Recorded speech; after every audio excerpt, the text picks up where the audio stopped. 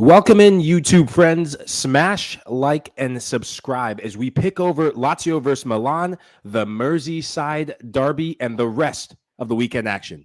Let's go. In a weekend that saw champions declared in Germany, France, things remain neck and neck in Italy after Milan left it late against Lazio, but got the job done to keep a nose in front of Inter. Liverpool rule Merseyside, Barcelona Camp Nou crisis deepens, Betis are in dreamland, and that's just for starters. The Qué Golazo weekend recap begins right now. Hey everyone, I'm Michael Lahoud, hosting today's Qué Golazo. Shout out to LME. He will be back shortly, but you got me. And of course, you can't have me without my partner in crime. And he's looking menacing with his kid on today, Mr. Jonathan Johnson. JJ, how you doing? Hey there, good. Thanks, my friend. And yourself? Oh, man, went for a run. I couldn't believe some of the scores from these weekend matches and just had to dust off my own personal crisis happening at Old Trafford, but we'll get to that much later. We're going to start in Serie A. Lots to talk about. We'll begin with the match that finished up not too long ago, Lazio versus Milan. First off, what did you feel? What was your take going into this match between these two teams? I mean, I think we spoke about it in the preview last week. Earlier this week, and it felt like one of those games where it really could have easily been very difficult for Milan, and was right up until the very end. They could have dropped points. They haven't. It's kept them alive in the title race.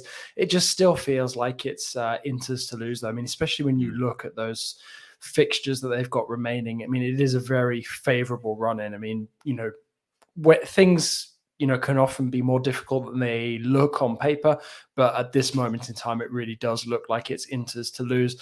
But credit to Milan, they fought until the end. I really wasn't surprised that Lazio took the lead, and I think I was alluding to this in the preview podcast, where it's almost like Milan need to be challenged and then react to that. They're better at doing the chasing than setting the pace themselves. And I think ultimately in this title race, they'll probably pay for that. But it seems like they're going to force it to go down to the wire. And like I said, at this moment in time, it does seem like Inter are in the driving seat. But, if Milan can keep that determination, that grit alive until the end of the season, then they could force this title race to go to the final match days already. I love what you said about that, of needing to be the team that's chasing versus the team that's leading the pack. A player who I thought stood out that we hadn't called his name for a while, and I have the biggest man crush, soccer crush, over, is Leao. Just his ability to show up in games. He was missing for a long period of time in previous games, but in this game, I thought he was a difference maker, setting up that first goal for Olivier Giroud. What do you make of his performances as of late and his growth this season as a player? Yeah, I mean, I think you raise a really good point, because Leao, and then there's a lot of people, I mean, if you're following the match sort of half on Twitter, half watching the game as I was, there's a lot of people discussing sort of the difference that Leao can make, once he really gets involved, once he's implicated. I mean, I saw him, a couple of years ago when he was playing for Lille, and, there were flashes, there were moments of brilliance, that explosiveness that makes him such a rare talent. But you rarely get to see it in, a really consistent, sustained period of form. He still has that issue now with Milan. I think he's getting better at actually sort of making those moments where he does, contribute, really count. But, I think Milan are going to need more of that from him between now and the end of the season if they're to keep these title hopes alive. I agree with you. I think that he's so important. And I think something else as well that makes him so important in that setup is when you look at sort of him in that tandem with Giroud, there's a lot of older, more experienced players in that Milan side. And he's one of the younger, more vibrant ones. And I think he brings this dynamism that Milan need now. And obviously they're going to need in the future as well, when guys like Giroud can no longer keep going. Because I know that we love to think that he's this, eternal character who's going to play forever. Same with Zlatan as well. But the truth is that these guys aren't going to be around forever, and Leao is going to be the future for Milan in attack at some point. And I think he needs to continue to grow, continue to develop, and just really channel these kind of performances, these kind of contributions, so that he can make the most of his impressive talent. And Rafa Cardenas agrees with you, saying it's Inter's title to lose, easier running. A player who I was disappointed in this match, especially early on, was Diaz, number 10. In the match between Milan and Inter, when Milan won the first installment of the derby that we saw in 2022, I thought he was electric. He was a player who was playing with a lot to prove and a point to prove. But when you talk about the elder statesmen in Giroud and Ibrahimovic, they were both involved in both goals. Giroud scoring the goal, and Ibra, it was his header that led to Tonali banging that in. Do you see this as a lifeline for Ibra setting up that assist? I don't think that Zlatan is the kind of player who needs, to be thrown a lifeline. I mean, judging by what he's been saying on social media lately, a lot of people speculating whether it might be better for him to retire. I think that's given him a bit more fire in the belly, and that perhaps makes the difference for him, because he's somebody who really thrives on that. It's almost like you need to criticize him, you need to poke the beast, and really get him to stir and give a reaction.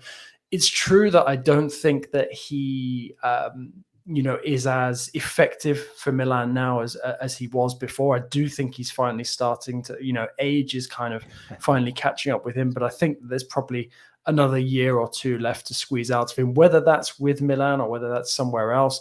Maybe he goes back home to Sweden to finish his career and write his legend, with Malmo or somebody like that. We'll just have to wait and see. But I do think between now and the end of the season, if you've got a motivated Zlatan as he obviously is, then that could really be, a strong weapon to use. I mean, especially when you've got guys with so much experience in these kind of run-ins, like Zlatan's, like Giroud, and I think as well, sort of on the topic of players who have found it difficult recently for Milan, you mentioned Brahim Diaz.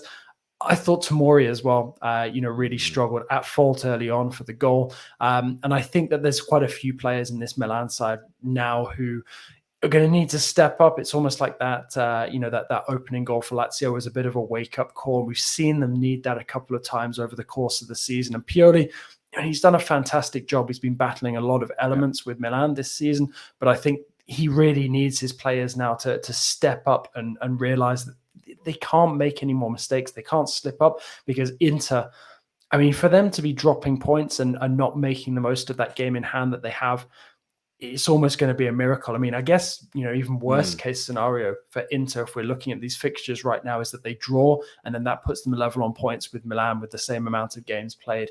We'll see how that shakes out eventually, but I do think that, there is a lot of experience now in this Milan squad from guys like Zlatan, and, they really shouldn't be accepting, any more of this sort of, I wouldn't really necessarily call it inconsistency, but it's almost like a complacency, which allows, Lazio's to take the lead against you. They really need to put their foot down now, and try to earn maximum points between now and the end of the season to keep that pressure on Inter right until the end. Well, speaking of expectations, to close this out, would finishing second place be just a disappointing season for Milan, or do you hold your head up high and say we're building something? I mean, in many ways, they can hold their head up high and say they're building things, but also at the same time, are they not kind of fed up with this scenario happening? We've seen them in a really, really good position in Serie A last season, and Inter ended up romping to the title in the end, which, I mean, I wouldn't say it's unforgivable, but, Milan shouldn't have been throwing away the lead that they had sort of around the winter break time. And I think that, really, it would feel like a bit of a disappointment, especially given the amount of time that Milan have spent at the top of the table this season, for them to just settle for second again. But then again, I don't think many people would have expected it to be Inter, pushing them all the way, given, the difficulties they encountered, all of the changes that has been made since last season. So I think that, there are mitigating circumstances. And I don't think it would be an absolute failure for Milan if they finish second, but I do think that they will feel frustrated and almost like two good opportunities now, to finally claim the Scudetto once again have passed them by. And to switch to their rivals, their immortal enemies, not Juve, but the other guys, the blue side of Milan, Inter Milan. This was a marquee matchup, and Inter played first. They had kind of the benefit of playing before Milan played to see who was going to jostle for that pole position in Serie. Inter looked good. You cannot fault them. Almost flawless performance. What do you make of how they set up in this match against Jose Mourinho's Roma? Yeah, I mean, this one was a game that I expected Roma to run into more closely in. I mean, I guess it was a bit disappointing in the end that Inter were allowed to, to run away with the win the way they did. But also at the same time, Roma have been one of those really inconsistent sides this season. Sometimes they can look great. Sometimes, they kind of just fall apart and they, unexpectedly go down against teams that you would fancy them against normally. And I think Inter did set up well for this one. Obviously, it's an emotionally charged game when you're coming up against Jose Mourinho, all the success that he had with the Nerazzurri back in Italy now with Roma. But at the same time, I think credit to Simone Inzaghi. He's done a really, really good job with this squad. A lot of changes made since last season, like I said. And, the way that he's managed to get this squad together, reading from the same hymn sheet in such a short space of time, to be able to put in this sort of sustained title push, especially over this second half of the season, has been really impressive. And you look at some of the contributions from some of the players, Çalhanoğlu, obviously a key part of that Milan side that ultimately threw the title away last season, coming up big in this one, and I think it's very, very difficult now to see past Inter. Especially when you've got someone like Martinez, who really is on fire in front of goal at this moment in time. When you've got somebody, who looks like they're going to score pretty much every time they take to the pitch, it's that's a really big plus. And I think as well that's a very solid midfield that we're looking at as well. And Inter, I mean, I spoke a lot about Milan's experience, but Inter have a lot of experienced guys as well. They still managed to keep a fairly decent core of the team that won the title last season. So I think that, credit to Inzaghi, he's managed to keep that continuity going.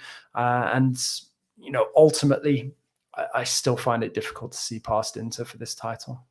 When you look at that lineup, what I thought was incredible was tactically how they set up. Inzaghi outsmarted Mourinho in utilizing the fullbacks. Denzel Dumfries, the initial goal that he scored, I mean, just blistering pace. A guy who is linked to a one Tottenham Hotspurs. I wish Benj was here to hear those words again. I just want to plaster it all over his bedroom.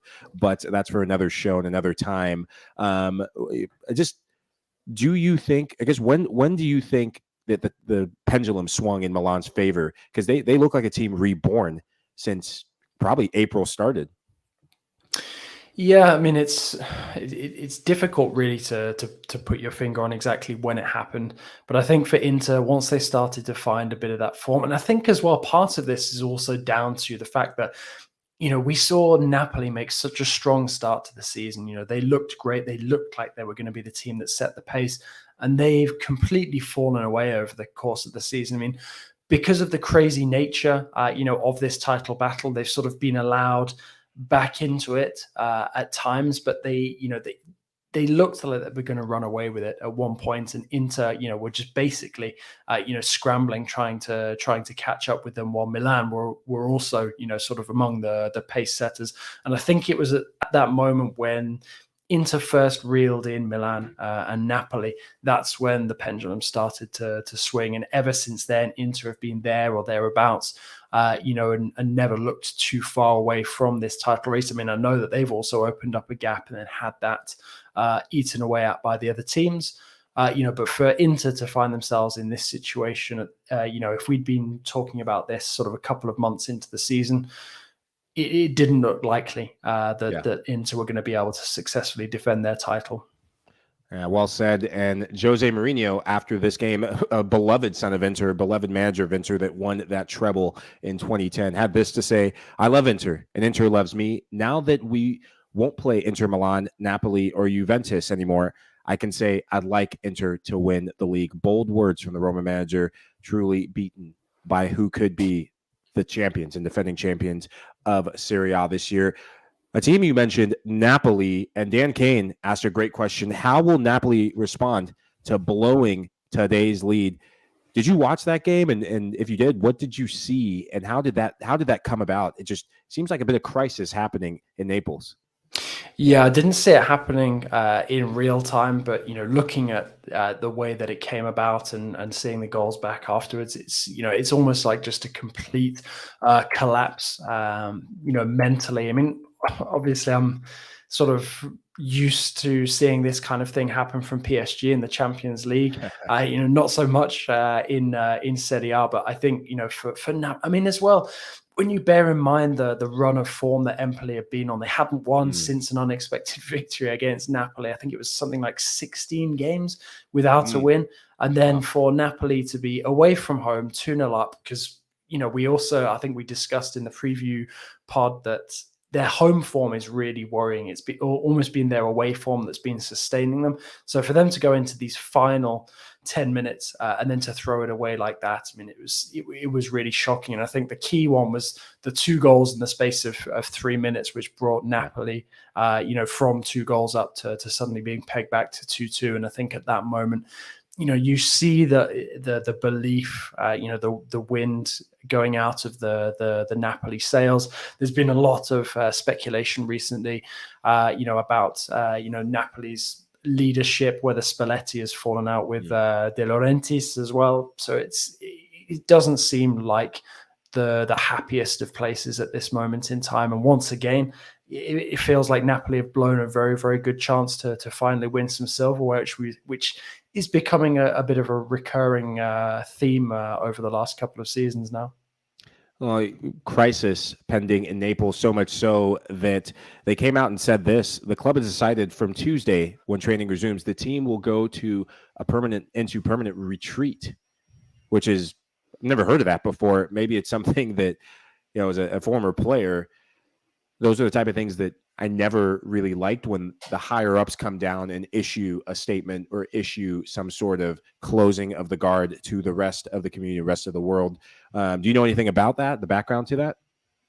I mean, there's something that happens from time to time in Italy. Ritiro is kind of almost like for teams in crisis, especially those, in the shake-up for the title, who suddenly lose a bit of form. So it's not unheard of.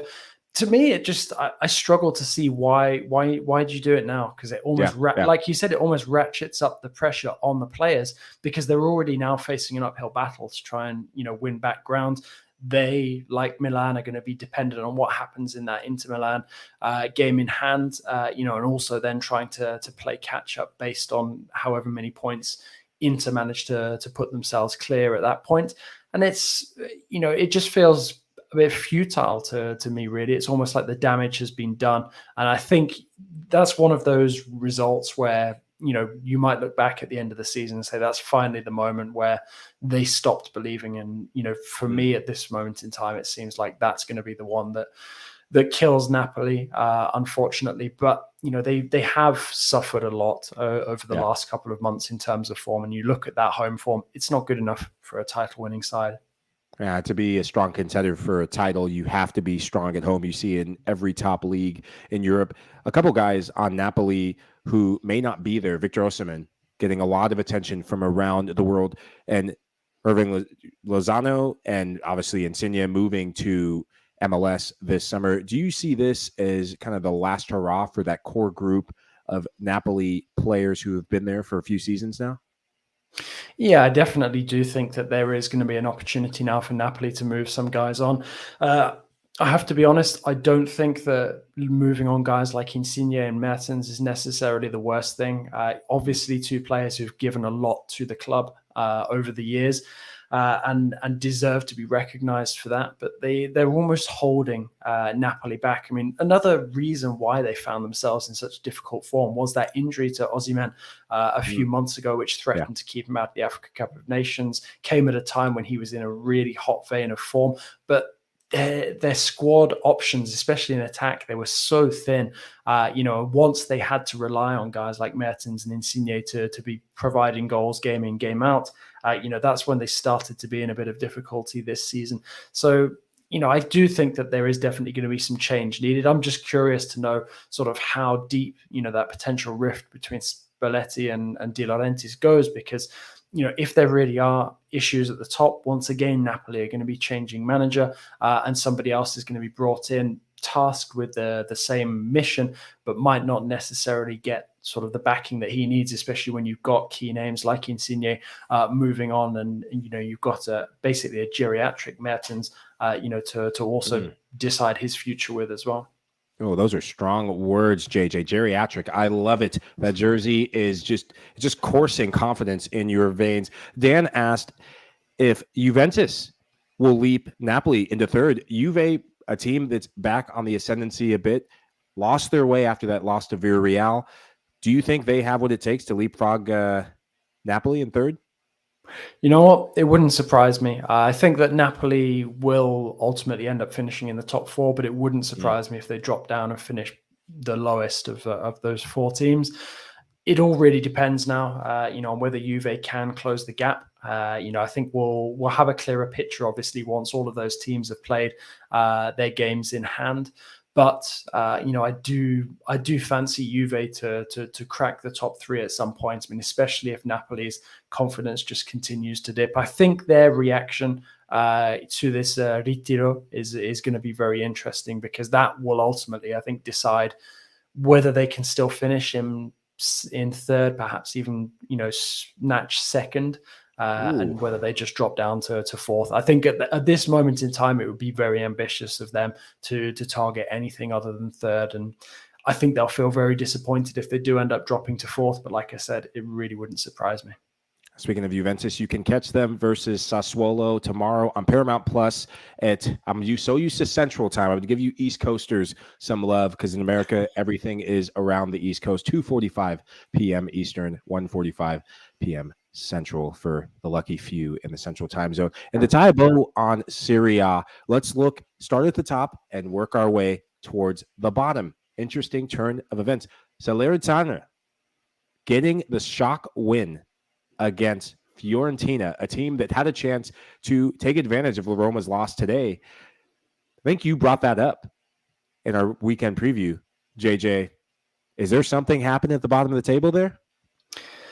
You know what? I think there very may well be now. I did bring it up in the preview pod at the very end and said it was a game to watch out for. And, to see Salernitana, pick up the points now, that's 9 consecutively. They almost look like they couldn't buy a win at one point this season. And now you're looking at those final fixtures, and you actually fancy Salernitana to be able to pull this off. They're definitely in the best position. 3 out of 4 of their remaining games are going to be at home, where the fans, create a crazy atmosphere. You look at the way that they were celebrating those unexpected 3 points against Fiorentina, and they believe now. They nobody gave them. I mean, let's also not forget that around the winter break, Salernitana might have even just dropped out of the league completely. They were on the verge of bankruptcy, got bought out at the last moment, made a raft of changes to the squad in January, so it's taken time to gel them. And then suddenly they find themselves in this situation now where they are better equipped, at least in terms of their immediate position, than the likes of Genoa and Venezia, to pull this off. I mean, Genoa have really, really struggled this season. Yeah. I can't see them surviving. And I couldn't see Salernitana, pulling it off until very, very recently. But now, when you look at that form that they've put together, those games that they've got remaining, especially the fact that they're going to clash with Cagliari, who are just above them in the table, I really think that this could happen. And if they manage to take points off of Cagliari, I think they'll stay up. And you have to, they're running Atalanta next on Monday, May 2nd. But then they're playing against a lot of the teams. They're up against Venezia at the bottom of the barrel. Cagliari, as you said, Empoli and Udinese. Cagliari, they have 2 of the top 4 teams they face, Napoli being one of them. And, I mean, just amazing storyline. And that's what you love about Serie A. So much happening from the top, title race in our hands, Champions League race, and now a storyline at the bottom with relegation battles to boot. We are going to shift to, I think that's it for Serie A. Now shifting over to the UEFA Champions League. Big matchups coming up. Start with Tuesday's matchup, Real Madrid versus Manchester City. Both teams getting a win. Madrid beating Osasuna 3-1 at the weekend. Not the sexiest of matchups, not the sexiest of games, but Madrid getting it done again. How do you think they line up against this Manchester City team? I have to be careful when I'm talking about Real Madrid every time because I really wasn't blown away by them when I saw them in both legs against PSG yet. Here they are in the semi-finals, and they've managed to dump out Chelsea as well. So much of what Real do depends on Karim Benzema, so we'll have a chance. They're really riding on his coattails, it feels at times, especially in the Champions League. 2 consecutive hat-tricks in massive matches against PSG and Chelsea. But you're looking at the potential team news coming into this one. Real really need Casemiro back, I think, in this one to really stand a chance against City. He's such a key player in that midfield, and I think they really struggle without him. Alaba, I know both of them have been, considered doubts heading into this game. I think that they could probably, cope better with Alaba out of the squad than Casemiro. For me, Casemiro would be a huge miss. Mendy as well. They've been sort of used to dealing without him in some of these big games. He's suspended against PSG, for example. So I think Casemiro is the one that they would really miss. If he ultimately isn't able to play against City, because that at least gives them a chance of competing in the middle of the park. I still fancy City. For this one over 2 legs. But like I said, when you've got Benzema in the kind of form that he's in this season, anything could happen in this kind of game, especially if Pep Guardiola, overthinks things as he loves to do at this stage of the Champions League. Well, talk about Karim Benzema. He did something he hadn't done in a long while. He missed a penalty kick at the weekend. Do you see that affecting him in any way going into this stage of the Champions League? It was 2 penalties, I think, in the space of 5 minutes or something like that. But yes and no. I'm sure he'll be frustrated that he missed, such a good opportunity to add an additional goal to his tally. But also at the same time, when you look at the confidence that's been flowing through him in recent weeks, some of the goals that he scores when they're not penalties, it's almost like, you could take him off penalty duty and he'd still score a massive amount of goals and still be the talismanic figure for Real Madrid that he is. So, there's always going to be a risk of, your star striker losing a bit of confidence if they fail to score from the spot. But also at the end of the day, so much of Benzema's game, gives him chances to score from open play that I don't really think spot kicks matter as much, to his game than other, high scoring players. And then their opponent, Manchester City, just quick touch on that. Gabriel Jesus, a guy who had been struggling in front of goal, really steps up against Watford. Do you think that he can be a reliable piece for Pep Guardiola in this tie? Or was that just he did what he had to do and he steps up to the plate? He's definitely a guy who can contribute on any given day. It really depends sort of, on his mood. Sort of how it takes him on that day, how involved he gets. But I definitely think, that sort of free scoring form is going to help coming into such a big game. But also at the same time, I don't think we should read too much into City absolutely annihilating a pretty poor Watford side. And I think that even though Jesus has banged in a few there, I don't think that necessarily means that he's nailed on to start in this game. Sure, I'm sure it'll definitely buy him at least a cameo appearance from the bench, but I don't think it necessarily would have factored into Guardiola's thinking, because I think he would have been considering what moves he makes, coming into this game, basically since the draw was made. Tasty matchup between those two. You can catch it on CBS Sports, 3 p.m. Eastern.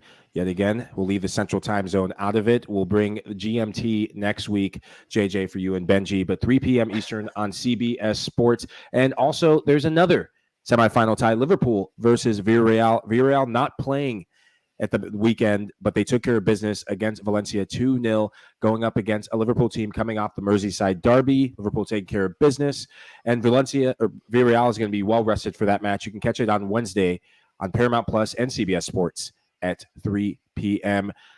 Now, time for a break. Stay tuned for more. Ladies and gentlemen, may I have your attention? I am honored to be here. my appointment is a 4-year Sentence? term. They want to turn me into a Black Martha Stewart? You kept your political dreams a secret from me. I'm your wife, not one of your girlfriends. I'll choose my causes, understood? Madam First Lady.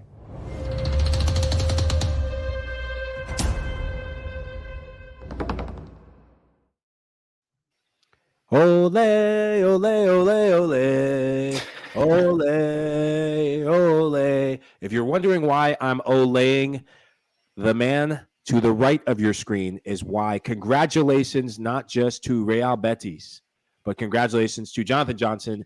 JJ, you are a Betis fan, not just for Qué Golazo purposes, but you're an out-and-out fan. Anyone that has a coffee mug that has Real Betis and living in just Europe alone, you have to be a fan. What did that win mean to you as a Betis fan?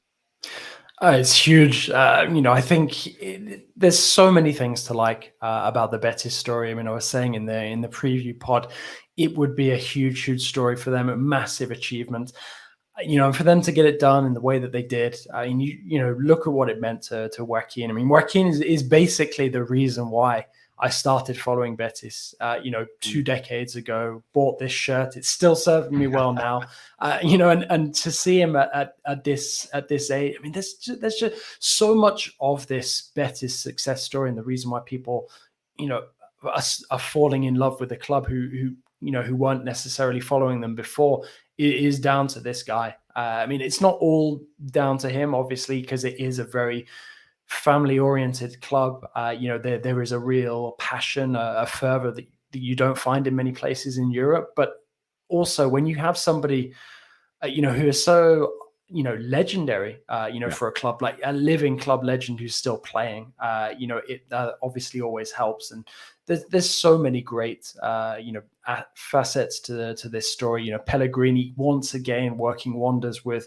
perhaps what you'd consider maybe a second-tier club, not one of the Spanish elites, but a club, that can challenge for silverware in its own right from time to time. And to see them, winning a trophy, a couple of decades on after the last one, when Joaquin was in his early 20s, it's just a fantastic thing to see. And there's family connections as well. You got Bellerin, whose dad is a massive Betis fan.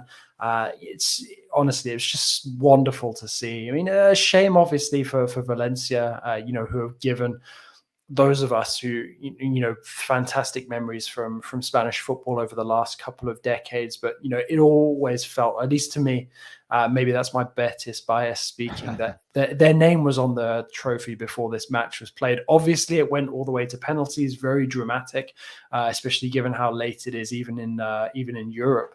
But I don't know, it just felt like it was meant to be. Someone who had that feeling going into the game, I'm sure, but didn't turn out that it was meant to be for him. U.S. men's national team fans, look away. We're about to talk about Yunus Musa, a player who I'm very fond of watching the U.S. men's national team, but a player who stepped up for penalty kicks, young player, and didn't go his way. What do you make of him as a player? Have you gotten to watch him much playing for Valencia or the U.S., JJ? I mean, I wouldn't say necessarily that I'm an expert on his game, but obviously I know that he's a very talented player. Another great talent that the US MNT has at its disposal. And I think as well, Valencia themselves as a team, it's a very interesting dynamic there, because Bordalas, we know what he managed to achieve with Getafe, and now with Valencia, despite the fact that they seemingly routinely have these fire sales, which see a lot of the most talented players leave for mind-bogglingly low fees. They have players who can play a type of aesthetically pleasing football that you don't necessarily associate with the coach. And with Musa, I mean, I think it's always difficult, sort of assessing a player just after they've missed a key penalty kick. But I mean, I guess one guy who I'd use perhaps as an example, sort of as a pick-me-up to Musa, who's managed to go on to massive things after missing an important penalty, is Christopher Nkunku. Skied his penalty in the Coupe de France final a couple of years ago when PSG lost to Rennes. And now look at him at RB Leipzig, one of the form players in Europe. And I think for Musa, it's something that he shouldn't necessarily let himself get weighed down by. It doesn't change the fact that he is a very talented player. And hopefully there's bigger and better things for him to come in the next couple of years. Well, just when you thought it couldn't get worse for USMNT players in La Liga, Barcelona playing against Rayo Vallecano, a team that on paper they should have beaten, but you can't go with what's on paper. Serginho Dest getting exposed for the opener. Barcelona getting exposed for their home form, their third straight loss at home, especially including that Europa League exit to Frankfurt. To some, not all. I call that game. What do you make of this home struggle for Barcelona? I mean, it's difficult to analyze because Barca at times under Xavi have looked great, and at other times they've looked a bit more like themselves under Koeman. And I think that's just part and parcel of so many changes being made mid-season. I definitely think that there is a spring back in their step now.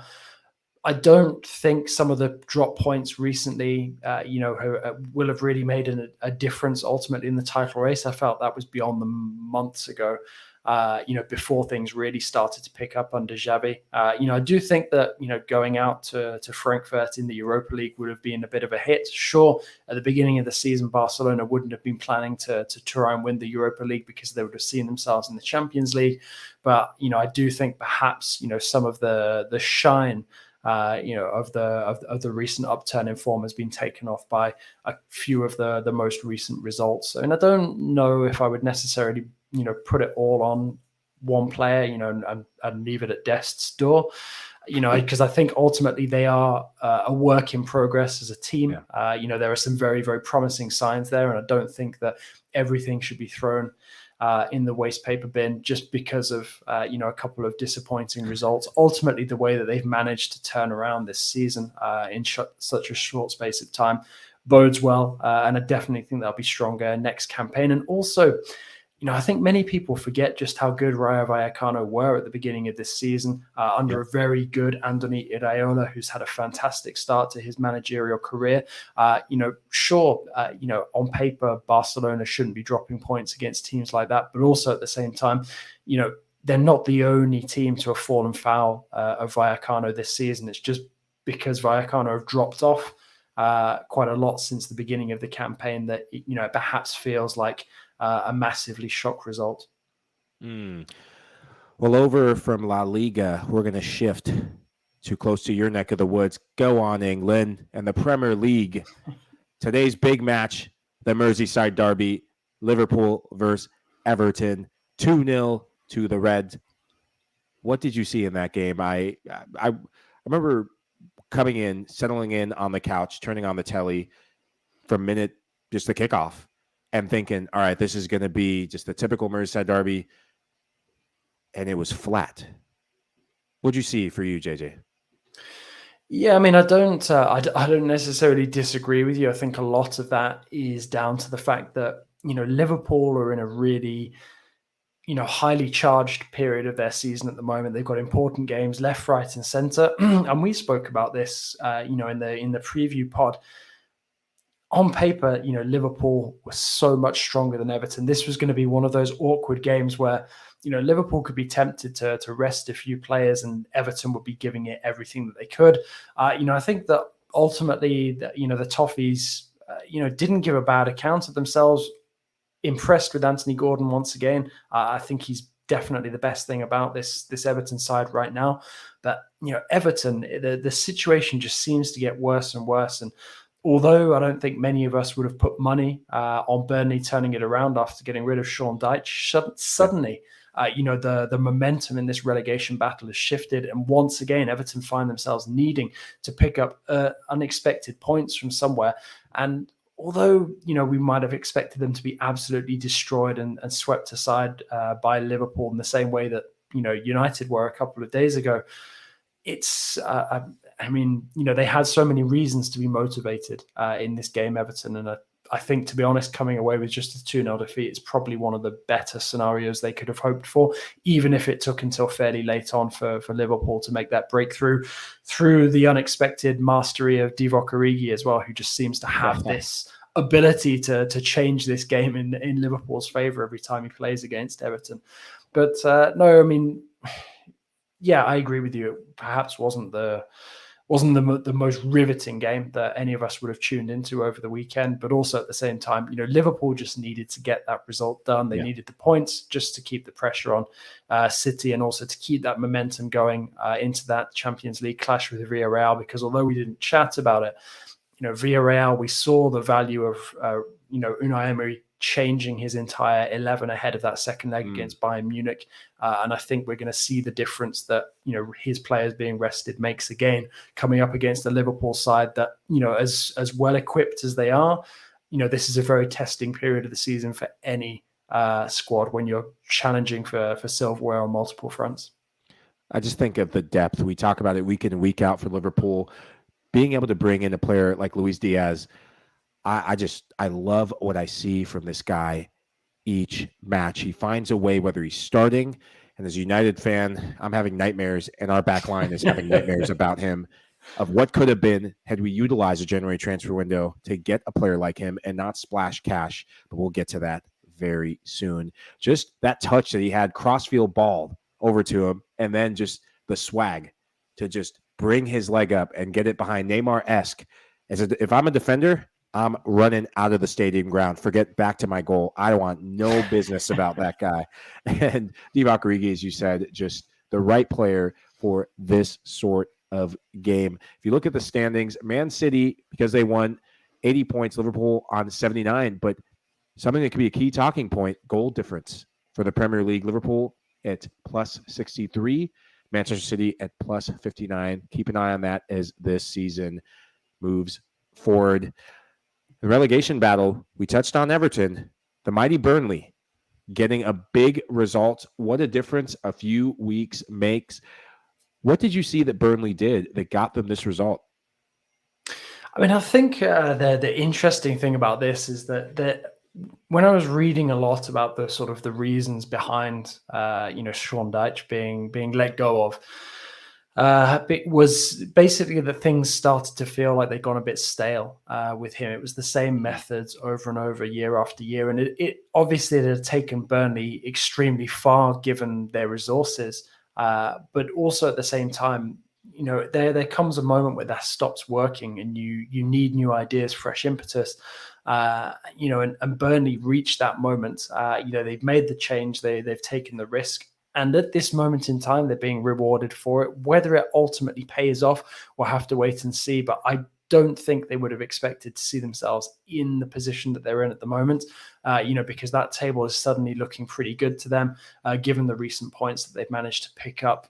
I mean, the other thing as well is at this moment in the season, it's often a question of timing. Sometimes teams go to try and get that new manager bounce. Sometimes it works, sometimes it doesn't. It's working for Burnley at this moment in time. Whether it actually sort of, they manage to put it off and stay up this season, we'll have to wait and see. But obviously it's a great start to his managerial career for Mike Jackson at senior level. It doesn't necessarily mean that, he absolutely must, get the job on a permanent basis. I think Burnley would be well advised to wait and see how this relegation battle plays out. Yep. But, so much of this is just about confidence, about playing on, momentum. Burnley have it. Everton don't suddenly. So, there's going to have to be either a major change. I don't know. Maybe Everton feel like they need to try and get a new manager bounce late on in the season. There's been a lot of speculation about Lampard, whether he might be dismissed, fairly quickly. We'll have to wait and see how that plays out. But look at Leeds as well.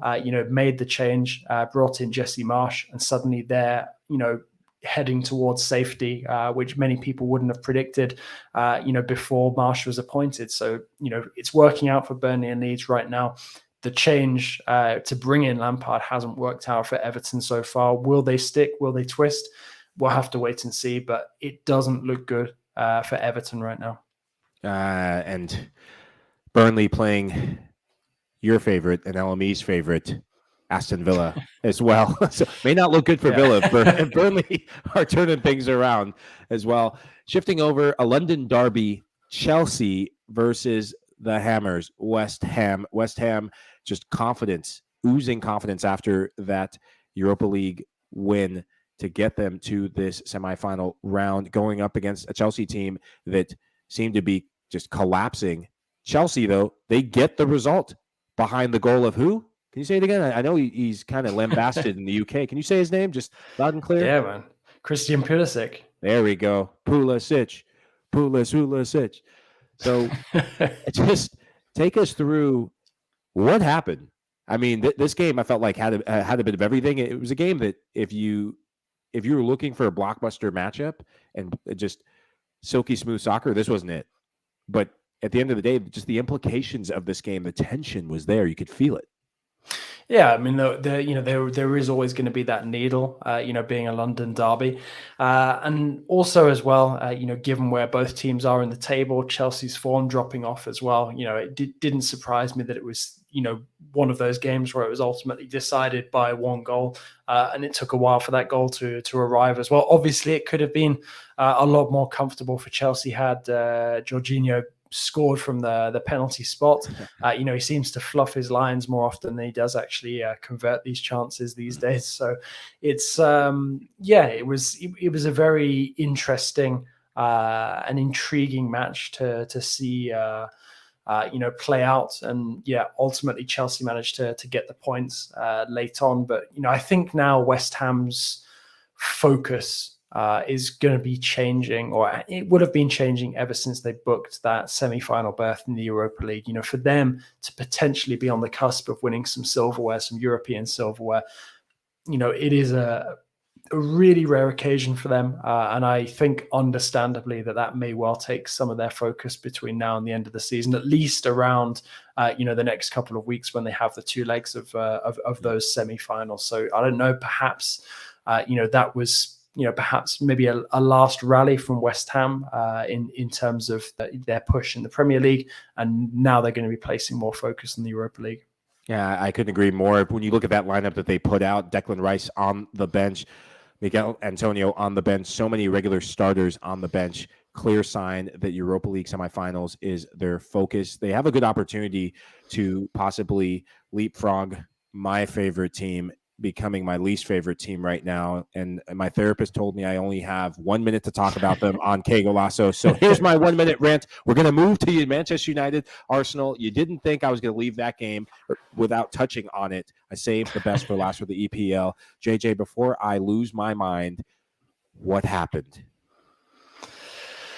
Yeah, it's not been a good couple of weeks, for United fans, despite the fact that, that Ten Hag has now been appointed. It's all official. It's all out there. You can start planning for next season. Arsenal wanted to be facing United at this moment in time. And that performance, that result is exactly the reason why. United, They don't want to be there. They want the season to their end of the season to come as quickly as possible, go off on their holidays, come back, and find Ten Hag there, at the training ground at the beginning of next preseason, starting to make decisions about the future and where they go. It's there's just such a lack of commitment, investment, from that group of players. They just don't want to be there. It's as simple as that. And they play like they are just disinterested. And Don, we hear the Manchester United shout. Couldn't agree, JJ, even more. But we have to appease those who love this show and support this show. Don, we aren't going to leave you hanging behind. Newcastle was the other game I was going to give a shout out to. The Magpies, rejuvenated, revolutionized, and Eddie Howe getting the best out of this team. 3-0 win against Norwich, and their investments paying off. New manager, new players, new Newcastle. Do you think that this is a taste of things to come for next season? I mean, I think it's a positive step towards the future for them for sure. And I know that our own Jimmy Conrad, is crazy about the Magpies and is delighted about what's happening with Eddie Howe at this moment in time. I'll admit I didn't expect him to have this sort of impact on them. But you look at the momentum that they're enjoying at the moment, and it could well carry them into the top half of the table by the end of the season. Jimmy was saying how much of a fantastic achievement it would be for them if they managed to pull it off. And you wouldn't bet against them at the moment, the way that they're playing. They've managed to get the monkey off of their back in terms of battling relegation. And once they, had their heads above water and saw that you've got teams like Everton, Burnley, Leeds at that moment, around them struggling, they managed to make the most of it. And it really wouldn't surprise me to see them now, consolidate that place that they have just in the top half of the table. We touched on Villa earlier. I'm not confident Villa are going to string together enough points between now and the end of the season to finish in the top half of the table. And I think Newcastle, given the form that they're in, are much more deserving of finishing in that kind of placement at this moment in time, given the turnaround since Eddie Howe was appointed. Yeah, I love the shout for Newcastle finishing in the top half. They're currently 9th in the Premier League, so congrats to them. Congrats to you, Jimmy. Don't say that often, apart from off air. I have much respect for you, Jimmy. You know that. And last but not least, I have to talk about Tottenham Hotspurs. Just when you think Tottenham have a grip on 4th place, Brentford happens. Will they or won't they for 4th place? Is it Spurs or Spuds? Which team are we going to get to see all the way to the end, JJ? Yeah, I'm really curious to see how it's going to play out now, especially given that there's suddenly a lot of speculation in France that Conte is pushing to replace Pochettino as PSG coach, and that Pochettino might make a return to Spurs sort of as part of that exchange. I mean, whether or not it happens, what are the Spurs squad going to make of this speculation, given that they've shown glimpses of quality under Conte, but they still struggle for that consistency. Like you said, just when it started to look good, suddenly they throw away the good position they put themselves in. And I don't know. It really feels like, if I'm basing it just on the most recent results and Arsenal's pick up in form, I think Spurs may well just miss out. Man, I've got some angry friends in San Antonio that watch this show that are going to be pissed because you're telling the truth, JJ. I agree with you. This is the first show where we agree on so many things. It must be the jersey and the coffee mug. Hey, the full moon came out recently, so it must be that too. Gosh, you have to go to Ligue 1, your favorite other league outside of La Liga and the Premier League. There's, not a new champion, but the same old champion, PSG. They win Ligue 1, but they don't win the game. They get the 1-1 draw against Lens. Lionel Messi getting the goal. Is this kind of a small feather in their cap for PSG, or do you celebrate this if you're a PSG fan? Well, that's a good question, because there were a lot of PSG fans who weren't celebrating it, and that's caused a bit of controversy over here. I did predict in the preview pod that this would be a tight one. I thought that PSG would probably just get the points. I'm happy for Lens that they did manage to come away with a point, because it keeps them alive in that race for Europe, which has thickened over the weekend, especially with Strasbourg losing to Lille as well, last season's champions. It was just a matter of time when PSG got it confirmed. But I think the scenes that greeted, full time, it was a very bizarre experience. I'll say that. I was at the stadium, and to be in that kind of atmosphere where, PSG have just confirmed a record equaling 10th Ligue 1 title, yet the fans are unhappy with the way the club's being run, and sort of nonplussed with the fact that trophy has been confirmed. Honestly, it's very, very bizarre and almost unique in its weirdness.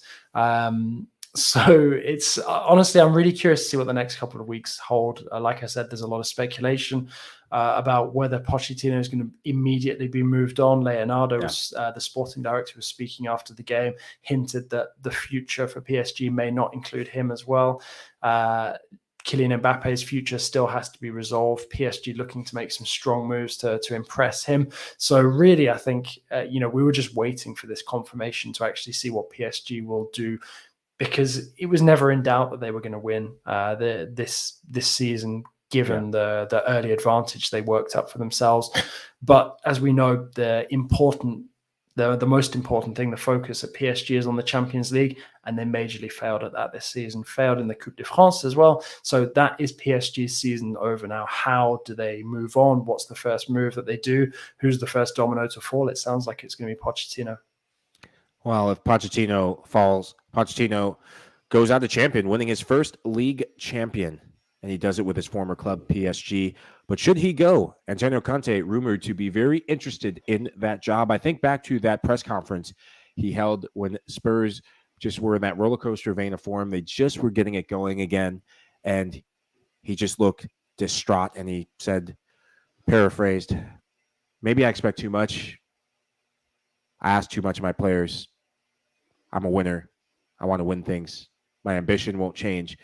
Very ambitious project if he takes on the mantle and steps into the head coaching job for PSG. From one league champion to another, we're going to close it out with a one Mia San Mia. Bayern Munich doing it in style. Der Klassiker, something to play for between these two, and Bayern getting the 3-1 victory over their arch rivals Borussia Dortmund. 10th league title in a row. Never been done before. First team in Europe to ever do that. It's Bayern Munich. Is this something to celebrate for them versus a PSG? Or is it Champions League frustrations? They're the talking point. I mean, I think it is something to celebrate more than PSG. I mean, I know that Bayern love to sort of ram it down our throats, how they are, such a well-run club, and they don't sort of benefit from the same financial backing that a PSG do.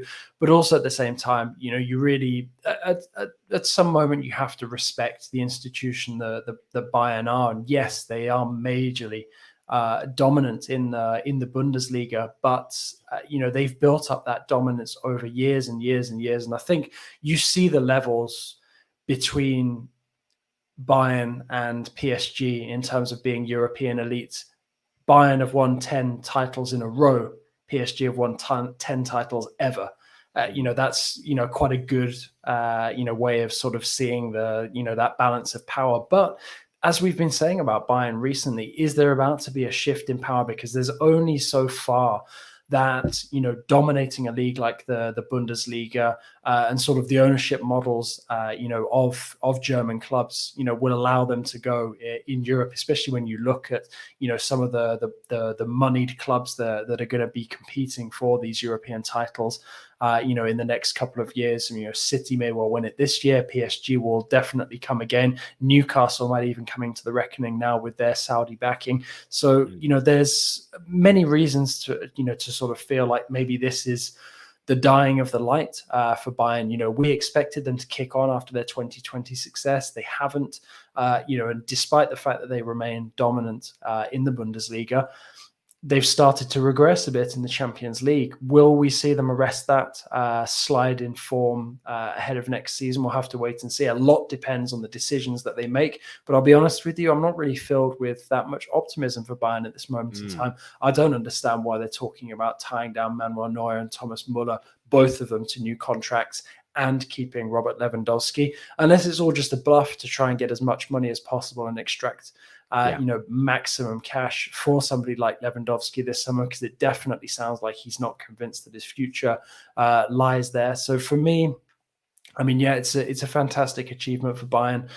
we may well not see that repeated in Europe anytime soon. Certainly not in one of the the top leagues where there is more competition for the titles. I mean, even in France, where Lille won it last season, Monaco won it a few years back as well. PSG don't have it all their own way in the same way that Bayern do.